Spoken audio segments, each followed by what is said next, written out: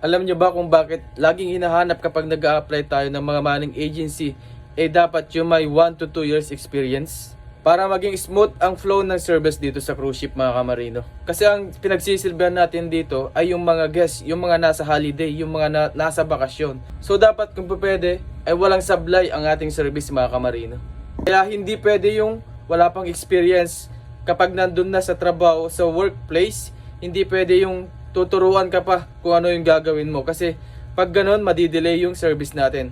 At hindi dapat ma-delay ang service mga kamarino. Kasi pag na-delay, isang katutak na sabon ang aabutin mo. Hindi lang ikaw, pati yung amo mo sasabonin. Ang masama niyan, mag-report o kaya magreklamo, dadalhin pa sa department head ninyo.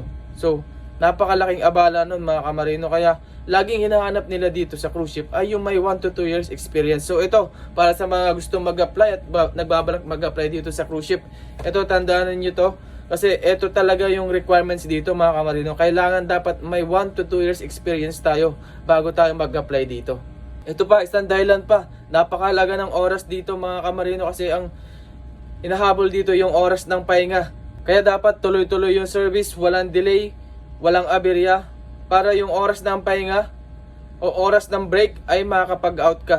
Kasi ang oras ng trabaho dito ay minimum 10 oras hanggang 12 oras mga kamarino. Kaya wala na silang oras para turuan ka mismo sa mismong operation o sa mismong area kung saan ka nagtatrabaho.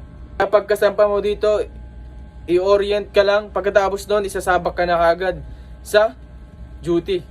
So, kung wala kang alam, kung wala kang experience, mangangamote ka.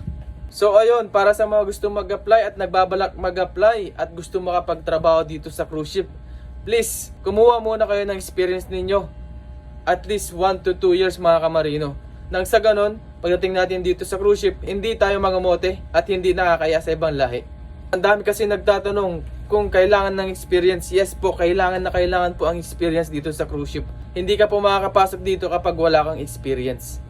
Depende na lang po siguro kung may backer ka. Pero nakakaya din po kahit na may backer ka, tapos pagdating dito sa trabaho, wala kang alam. Yun lamang mga kamarino, sana nagustuhan nyo itong video na ito at nagkaroon kayo ng idea about sa pag-apply dito sa cruise ship. Dapat kailangan talaga natin ng experience. Experience is the key mga kamarino. So yun lamang, good luck sa pag-apply at God bless po sa inyong lahat mga kamarino.